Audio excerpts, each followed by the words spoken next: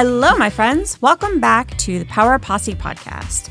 This is the place where women gather to power up, speak truth, and ride the waves of this wild, beautiful life together with courage, connection, and a little bit of sass. I'm Kristin. I'm Stacie. And I'm Ann. Oh, and it's me again. Hello. And so we are super excited. On our last episode, we had the opportunity to talk with Heather Ray. Heather is an author, and one of the books that she has written is called Faith, Grief, and Past the Chocolate Pudding. And she really shared a lot with us about her story of what brought her to writing that book, which was unfortunately the death of her father when she was close to being 40 years old. And then just kind of the route that grief has taken in her life and how it has shaped her. So I thought that a lot of the things that she was sharing today are really kind of relevant to this season of life right now that we're in, especially getting ready to get into the holidays. So let's get into it, ladies. Let's talk about what some of those things were that really stood out to you from our conversation with her. Yeah, first I love the title of her book. Yes. Yes. Well, she is a chocolate pudding fanatic. Yeah. So that kind of was a tie-in with it, because when everything was falling apart, that was kind of like her one solid comfort, because especially as we know, she talked about the fact that she really, in her words, kind of went off the deep end there and really was struggling after losing her dad and finding out that, she was his contact person, and she had to make all of these decisions as the oldest of a family of 6 that she was not prepared to handle. And it really changed who she was as an individual and made her really go from this very carefree, happy-go-lucky person that she was in college, who was also very focused and very driven, to somebody who really kind of lost sight as to who they were and had to not only rediscover a new version of themselves, but try to combine the two of those versions together and get up off the floor and continue on with this thing that we call life. Right? Yeah. I really resonated with me when she was talking about that this, this event happened in her life, and that other version of her came out. That was in there, right? But because of this event, it's this raw version of her. She became very transparent, and just all of herself came out. That was fascinating to me. That's what happened, and then navigating that of who she was, and then who she was becoming through this event and the grief process. Yeah. And a lot of it is tied in, I think, really similar to kind of that metamorphosis that we've all gone through as well with our divorces, and, becoming more powerful and of yourself and speaking your truth and all those things we kind of talk about. And knowing her from when she was younger, she was very much as one of 6. She was not somebody to rock the boat. And I think even for her, it really scared her to all of a sudden be that person who was rocking the boat. But in that, hopefully finding some of that power and starting to heal and rediscovering, who they were, and not only finding out who that person was, but actually starting to love and accept them as well. Well, and I loved that when she was talking about the acceptance of herself and of the fact that she was going to be a different person on the other side of it. And actually there isn't really another side of it. But that she was needed to accept that she was going to have changed. And she was, you never go back to the person you were before you have experiences, because our experiences are what make us, right? Yeah, they shape us. Yeah. So I thought that was really interesting, and just that whole idea of acceptance and knowing the reality of a situation, and yet having to accept it whether you like it or not. Right. Yeah. Right. Right. And grief doesn't just have to be death either, right? I mean, we grieve so many different things. We grieve, a child that we thought might have been one thing and there's something different. Or we grieve, losing a job. We grieve the death of a relationship. We grieve so many different things. It's a loss, right? It is. Any kind of loss. Exactly. It's a loss. And those steps that we go through with that loss, the grieving process of anger and, like she said, not knowing who she was and not not knowing whether she was coming or going, and so many of the steps that go along with grieving, and especially around this time of year where everyone thinks, oh, it's the holidays and everything's so fabulous and we're all so happy. And I mean, the reality of it is that is not the truth for everyone. And it's hard for all of us. Exactly. And so many people feel like they have to put on this happy face, you know, and they don't feel comfortable saying thank you for the invite. Or, you know, or they're hoping they get an invite to something different. Yes. But thank you for the invite. But I'd rather just, you know, stay in my comfy clothes and curl up on my sofa and, you know, drink hot chocolate and watch Bridezillas watch like she was doing. like she was doing. Whatever it is. Yeah. And it's okay. It's okay to do that and to be in that moment and to not have all these expectations that the holidays can put on us when it comes to family, when it comes to pretend. Yeah. Oh my gosh, the pretending that goes on at so many family events. It's just like, oh my gosh, Jesus, take the wheel, right? Yeah.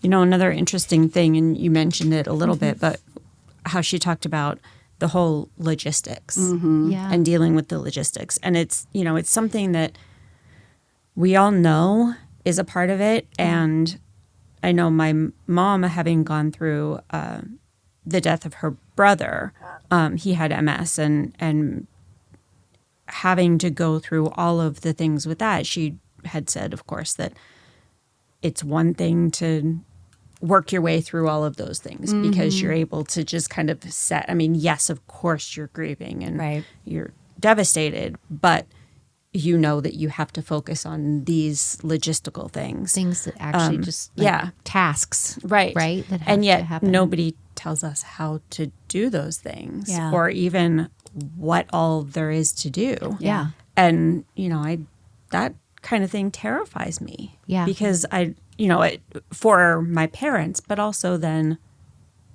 to not leave my kids in the lurch if, you know, not if, when I die. Yeah. Yeah. So just kind of thinking about all of that really is scary.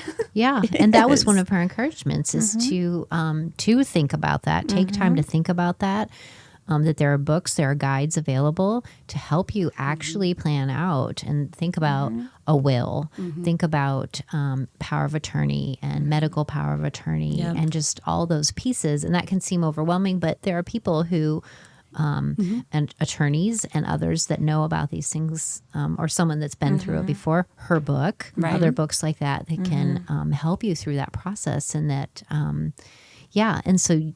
And for not only for yourself, but for your loved ones also, that when that it helps, you're helping them to be able to handle that logistics piece of and to know what you want. And that there's something already down on paper. And then also there's less siblings, friends, other people that might they're going to argue about what, but if it's already down there on paper. I also recently had and also being divorced now too, that's like, and I have one child, a son who's 25, you know, for him, like I'm going through that process right now, talking with an attorney and preparing all that. And then I had a great conversation with a friend who used to be a funeral director.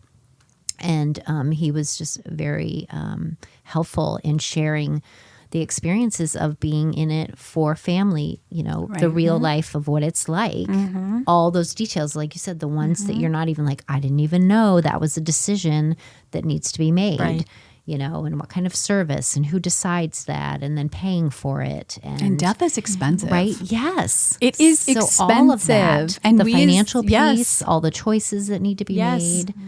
And You're it's so exactly easy to put it aside and say, oh, well, I'll deal with that next year. I don't want to think about that right now. Or, you know, and you say that a couple of years in a row and then it just becomes habit of like, oh, yeah, I got to get to that. Yeah. And Americans are weird about death. Like in comparison to other countries, we are weird. Yeah. I mean, we are so focused a lot of times on wanting to keep someone around, even when their quality of life is non-existent and they're painful and they're suffering. And it's because we love them, right? It totally makes sense. We don't want to let go of someone that we love. But the things that we do and the amount of money that we spend to prolong lives for people rather than a lot of times to that point. Yeah. Having something laid out to be able to say, this is what I want when it's my time, rather than leaving that to people who are like, well, this is what I want, so you're going to stay around whether you want it or not. It brings a lot of comfort.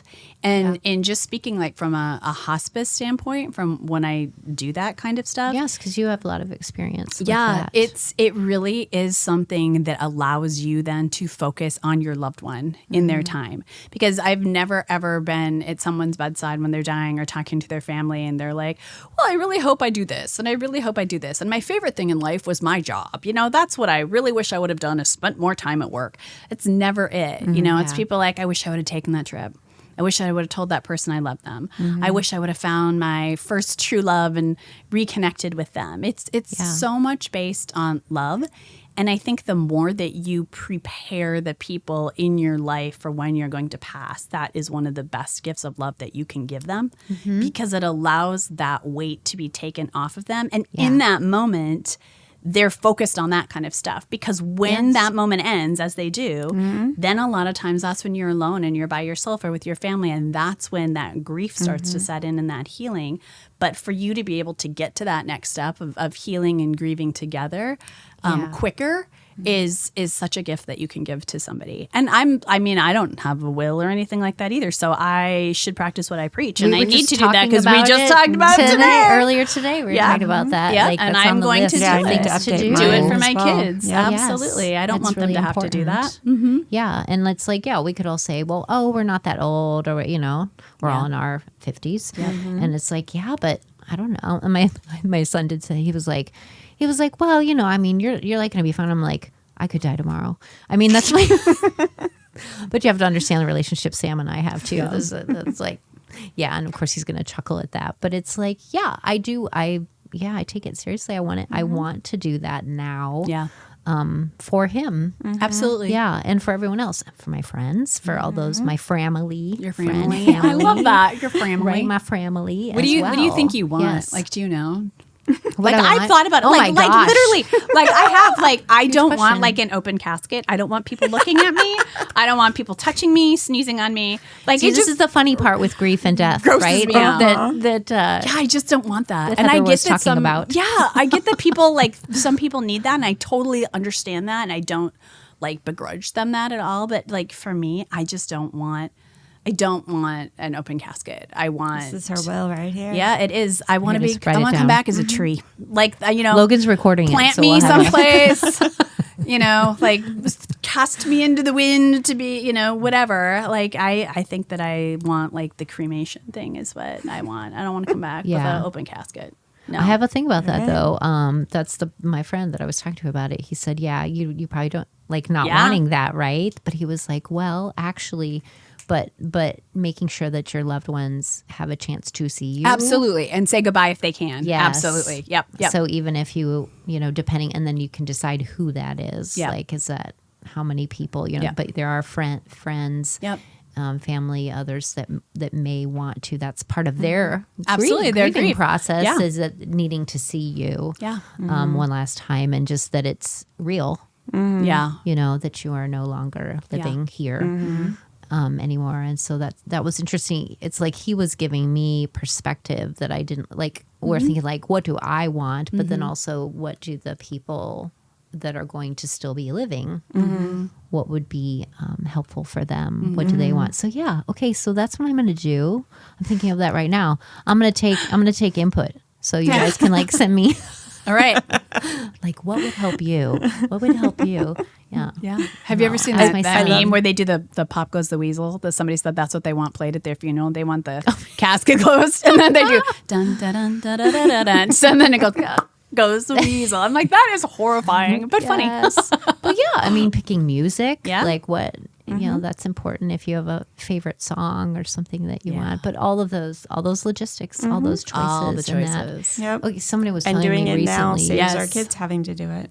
Yeah, somebody was telling me recently about, I don't even know who this was and why we're having that conversation, but it was about that someone who had died, and that I think it was their grandmother or something, and just the way their hair was done for the open was just it wasn't them. He was like, oh man, if she would have seen that, she would have been so freaking pissed and that her hair looked like that. I was like, oh my gosh, that's funny. That's true, though. I mean, you're putting your hands in, like, a lot of the funeral directors, I have no idea. Yeah. Yeah. Of how, like, so maybe you should put that too. I would like my hair to be.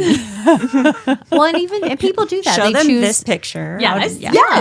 People do, choose clothes and, a piece of jewelry, something that's in the, it's very interesting. But all that's a part of how we process grief. Right? It's very ceremonial. Well, I wonder if, and I don't know anything about this, but I wonder if in preparing and letting our kids know if that helps with the process later. Like, I wonder, like, if my parents talk to me about all this stuff now, would it help me when they do actually die? Yeah, that we actually had conversations about death, about their death, or even my death, Because, I mean, somewhere in our subconscious, even if we're not working through it consciously, somewhere in our subconscious, our minds are working through this stuff, right? I mean, absolutely. Anytime anything comes into awareness, we see it more and more, right? Yeah. And I think what you were saying too, like the fact that Heather wrote this book, about her experience, and then the Grief Diaries, the other book that she is one of the contributors to. And what you said, just like that, it's a part of life, and helping us to not be afraid to talk about it. Death is a part of life, and that, like you were saying, Americans are weird about it. We are. Like, how do we do that? And then we can do that with our friends, with our kids, and that just like, let's talk about it. Like, it's okay. I mean, we're doing that now, but like, and not we don't talking need to be about afraid. It. Like, if you have like a family, like my kiddos, when I've tried to bring it up, they're like, ew, no, don't talk about it. So even more so then, knowing like that's not what they want to talk about, to know that if something would happen, like they don't have to worry about that. It's like, well, here's what I wanted. My mom sent me this, she sent it to me through a text, and it was literally like, when I die, here is information. Here is my attorney. And it was a text? Yeah, it was. Here's my... So you're screenshotting it. You're like, I did. It's on my phone. I screenshotted it. It's like, here's my attorney. Here is this. Here's that. And I think I responded and I said, ew, no. And then she was like, well, you need to know. And I said, okay. All right. Thanks for letting me know. But no, I don't want to talk about it right now. I know. Yeah. And yet we say that. We're going to say that in 5 years and in 10 years. You're exactly right. Yeah. And then it's going to get to where... oops, should have talked about it. I know. My grandma's going to be 103 in... Oh, my gosh. I know. In January. Amazing. Oh, my gosh. And she already said, you are going to sing at my funeral when I die. And I said, well, I don't know if I can do that. I think that would be very, very difficult. And she said, well, I don't care. I have it down that you are going to sing at my funeral. I love that. She's what I want. When I die, I know. So I'm like, oh yeah, what song are you singing? Oh, it's a Catholic wedding. So it's like Eagle's Wings and Here I Am, Lord. And there's like 5 songs. Raise you up on Eagle's Wings. And then I can't remember the other 3 or 4, but one of them supposedly my grandma really loves, and I don't think she does. I think one of my aunts chose the song because they like it. Because I was like, and she interjected. I've never heard grandma talk about that song in her whole life. And they're like, no, but at least it's not like, as the deer panteth for the water, which I've sung that at funerals before. You cannot sing as the deer panteth for the water. It is so hard to sing that. Pants. You can change it to pants. Panteth for the water. Yeah, so this is one of the things that we would add if we were writing a book that had humor about no panting deer. Yeah, about all the song selections that you could. I had a ton of ones that I recommended. I was like, this is beautiful. This is from a musical. This is gorgeous. And my mom's like, no, you can't have any of those because the priest has to approve them. And I'm like, but it's the grandma's wedding. So, and I said, and I'm singing. So I want to sing songs that remind me of her. And I want to have these songs. And she said, well, the priest won't let us do it. And I was like, yeah. Okay.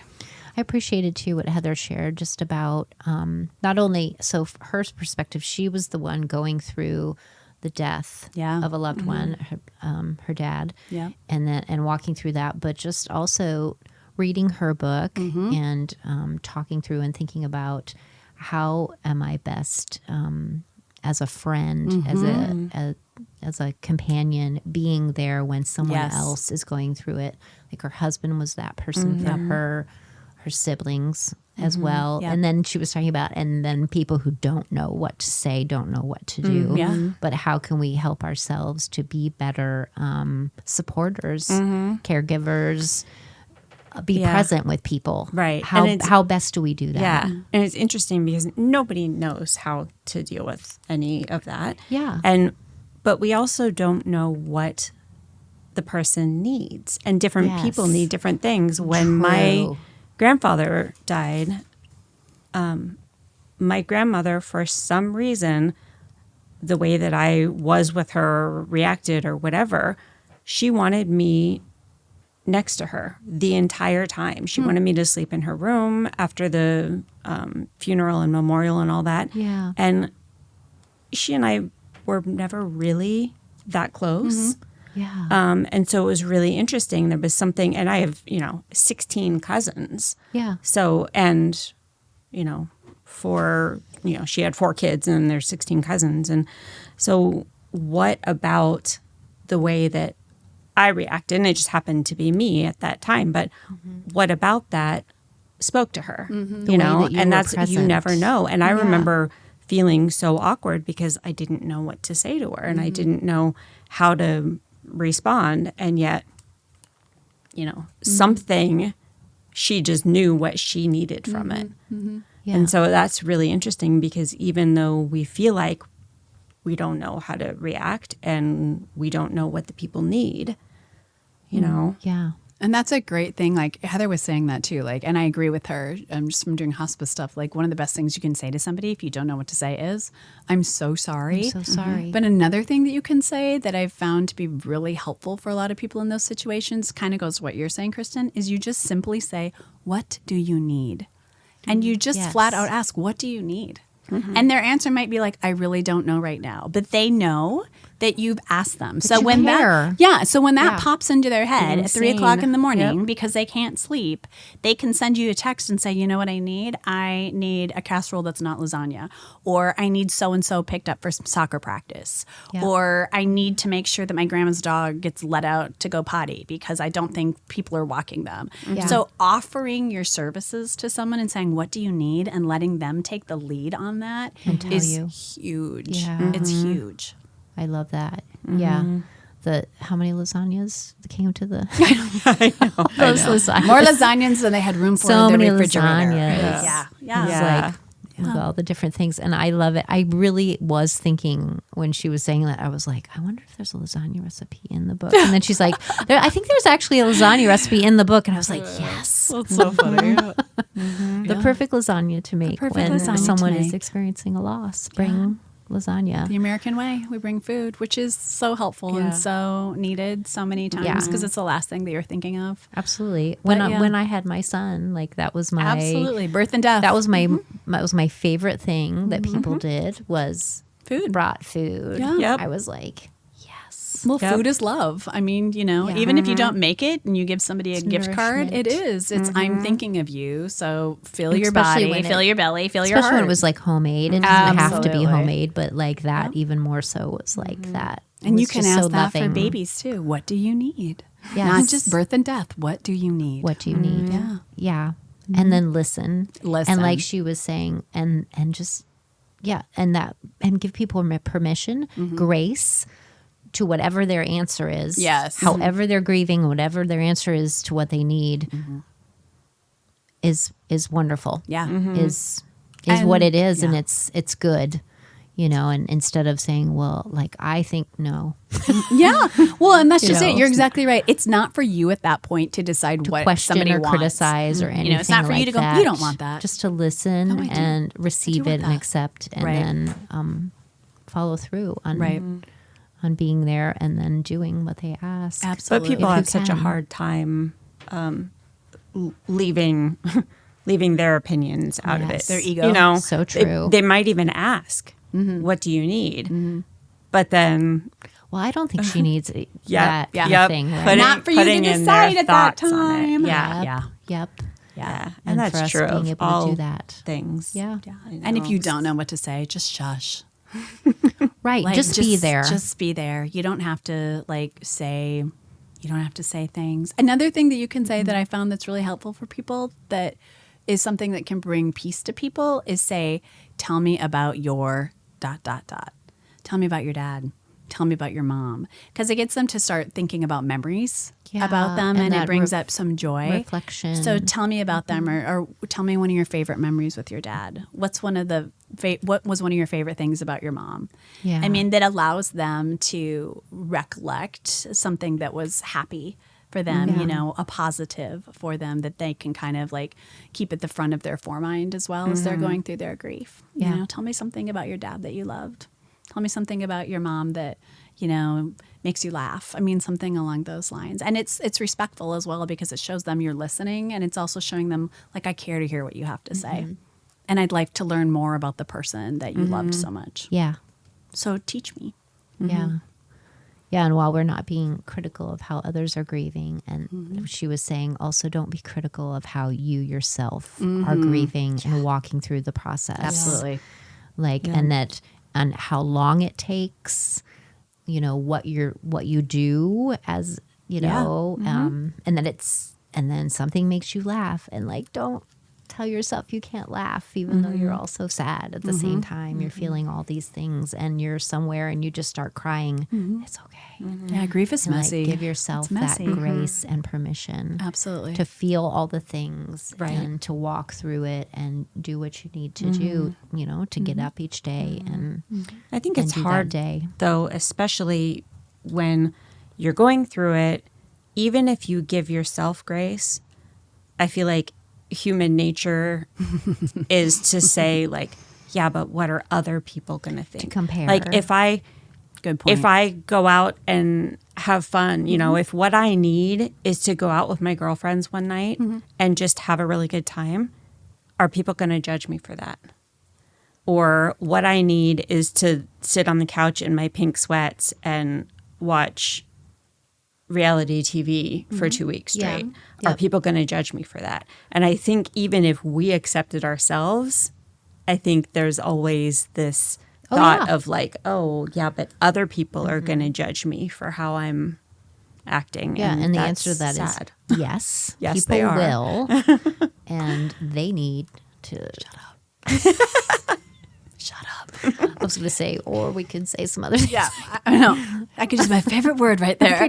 But that's where you're, you know, when somebody says, you know, when you say, what do you need? You can say to them, I need you to keep that person away from me so I don't punch them in the face. Yeah. Or I need you to say to them, I need you to run interference for me, you know? Or like, because so many times then you're like walking on eggshells, right? Like in your own grief, you're trying to entertain everybody and put everybody else's feelings ahead of yours. Yeah. And I think the older we get and the more that we grow through, we're just like, no, like you're a grown up, so mind your P's and Q's. And if you can't say something nice or you can't participate in a good way, remove yourself from the situation. Yes. Or I will remove myself from your situation. And it's okay. I don't think enough people are mature. Though. Well, they need to hang with the Power Posse. That's right. Too many people are that mature. We're mature. We are. We know where we're immature. We're like aware, and we're working on it. Yes. We are That's works the thing. in progress. In progress. Yes. Oh my God. And that's our and we will encourage one another to always keeping in progress. Yes. To keeping in progress. Keep learning. I keep think growing. you're always in You're always a work Yes, in progress. I mean, if you're always. not and you get stagnant, I mean, boring. it's kind of fun. I mean, being a work in progress shows that you're learning, right? You're aware of what's going on Yes. around you. Yep. So that's fabulous. The more that we do it, the better, I think. Why not? Bring it on. 100%. I think that's one of the things about being older and having been through experiences like deaths and grief and divorce and raising kids and having kids move across the country and all these things that we go through are wisdom. And we can say like, oh, well, that's in my past. That's, you know, that hurt me. And well, okay. But it also provided you with a shitload of wisdom. Yeah.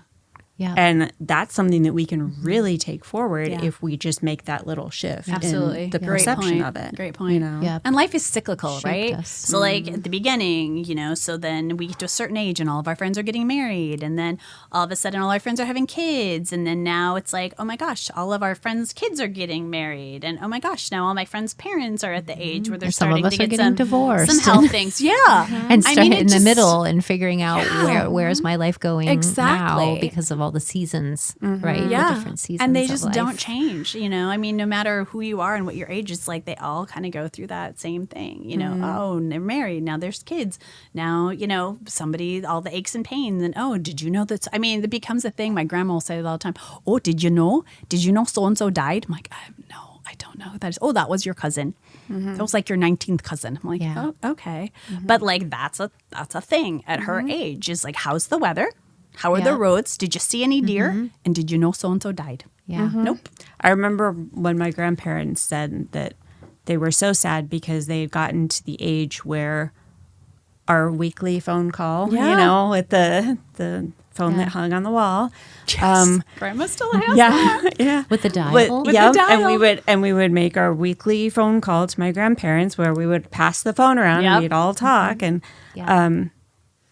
where was I going with that? Oh, and my grandparents said something about, it's so sad that we've gotten to the age now where one of the things that we say in our weekly call is so-and-so died of their friend, and like every week they would tell us this. And I remember just thinking, God, that's so sad. Like, I don't want to get to that point where I have to be telling my kids about my friends who've died. Yeah. Well, my grandma up until 2 years ago, honestly, she was still going out polka dancing.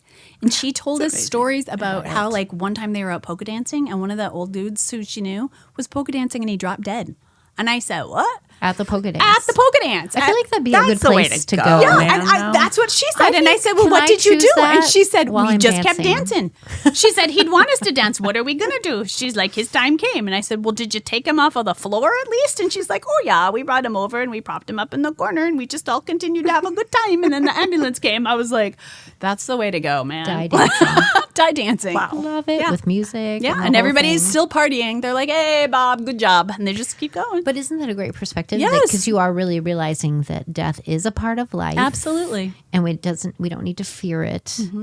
It is a reality. And that how can we, even though Heather was saying I wasn't prepared and how can you really prepare? Yeah. But the things we're talking about and the things that she's talking about in her book and that she shared in the podcast too, is just that these are ways, all of this stuff does prepare us, even though we need to at the same time realize it's still going to be a lot and there are going to be things that we are totally unexpected about how we feel and what's happening and all of that. But this does give us a foundation and does help us. So when we know, because we know it's going to happen, we're going to experience grief in our life. We do have and loss and death that we've thought about it. We've talked about it. We've done the things that can help it make it smoother. Yeah. Yeah. And more meaningful. Yeah. And we can do that for others too who are going through it and be alongside them in a better way. Yeah. Yeah. And I do think that, having thought through certain things really does help because, I mean, my assumption is that you're going to be blindsided regardless of whether it's we knew this was coming and we're just waiting for the exact moment that the breath stops. Or, oh my God, they were perfectly healthy and now they're gone. Yeah. Either way, you're still going to be hit with it. Yes. Yeah. But at least having thought through it and kind of allowing yourself to know that this is a reality rather than just like, la, la, la, la, la, la, can't hear anything. I don't know. Reality. Yeah. Part of life. I'm still very la la la la la la la. I mean, yeah. I mean, I'll go and comfort people and sit with people, and I've sat with little girl once before whose parents could not be with her when they unhooked her from all the machines, and they asked if I would sit with her and rock her while she passed because they couldn't do it. And people were like, "Oh, what awful parents!" I'm like, "You don't get to judge people in that situation." No. And I can sit there and I can do it, and then I can go in my car and cry and be like, "Oh, I hate death." I hate the finality of it, and I hate the loss and the hurt and the pain that it causes. Painful. It is painful. And it doesn't matter if I know the person or I just met them that day. As a human, to feel someone's heart crack open like that just is such a painful thing. Yeah. You know, but that's life, right? Like that's the beautiful parts of life is all of it. The pain. There is beauty in pain sometimes, even though we might not see it. There can be beauty in pain too. Yeah. Yeah. You know, I think it makes us more aware of how lucky we are to live the lives we live and to see the things we see and breathe the air we breathe and experiences that we do, and to be able to have that compassion and that empathy even more so for other people, which I think makes us stronger as humankind, which is, I think, so important these days. Just kindness and love and understanding. Finding that connection. Yep. Yes. Yep. Yeah. Living in gratitude no matter what. Absolutely. As terrible as certain things may be, there's always something that you can pull from it. There's always something that you can look around, you know. Yeah. I'm glad that, you know, my heart is still beating. I'm thankful that, you know, I was able to brush my hair this morning. Yeah. You know, absolutely. Whatever it is, you can always I can find still drive something. my car, you know. Yeah. I mean, you think about so many older people, once their car is taken away from them, like it's such a huge thing for them because that's freedom. Yeah. And grief comes with loss. Yeah, It it's does. like it's just part of it. They are not nice best friends, but unfortunately, where one goes, the other tends to follow. Yeah. That is true. Yep. Yeah. Absolutely. It was just so helpful. I really appreciated all of Heather's encouragements, and we're going to read her book. I can't wait to read her book. Her book You've read is it. yes. I You've have read it. It's really, we were really talking good. about that Power Posse book club. Yes. Coming soon, possibly. Yeah. And Yeah. maybe a book list. Maybe people could share on our post, share some books that you found helpful about this topic in particular or others. Great idea. We would love that. We all love read audiobooks, whatever way you are able to take in learning. As a community, absolutely. Learning, expanding We'd love to hear your knowledge hear and and understanding. grow. Yeah, absolutely. I love it. Of course, her swear word. I mean, we got to talk about it. Yeah. One, because she said that was something that happened with. That was something like that she never swore before, and then this experience of grief and loss, like she started like swearing. And I believe the F word was the first. It was. It was her word. It was the word of choice. It is the one. And then you told that great story about. You guys, if you could have seen her face, she did. Holy fuck. I mean, it literally looked like a toddler jacket. And God bless her.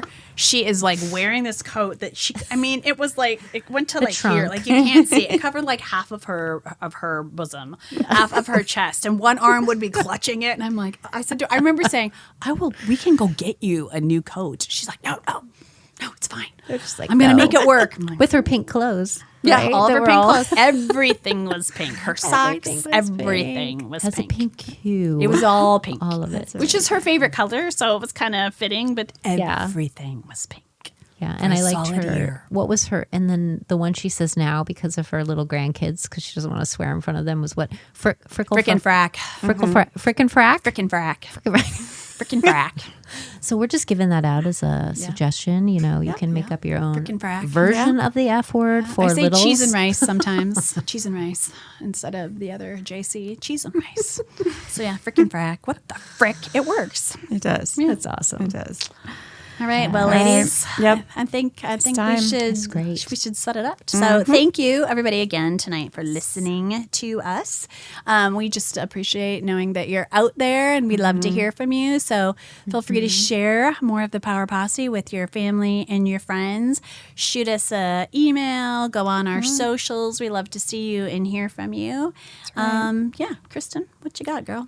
Yeah, just if this stirred something in you, if you have some thoughts about it, just pass this along to people and give us a shout, Don't be alone in your grief. That's right. Share the podcast. Unless you want to be alone in your grief, then do you. Do you. Yep. Share the podcast. Yeah. Get Heather's book. Yes, read her book. It's very good. And share it with friends. Yeah. Absolutely. Make sure that you're subscribed so you don't miss out on what's next on the Power Posse podcast. And if you're feeling generous, please leave us a rating or review. It helps more badass women find their way to this space. We want to thank Logan and Upload Media Group for producing this episode. You can learn more about Upload Media Group at uploadmediagroup.com. Check it out. And to our listeners, just thank you so much again for joining us. Keep that sparkle alive. And we will see you next time on the Power Posse Podcast. Oh, and happy holidays, Merry Christmas, Happy Hanukkah, Merry Kwanzaa, all the things that you celebrate or don't celebrate. Yeah, we wish you a happy holiday season. And we'll see you in 2024. 2027.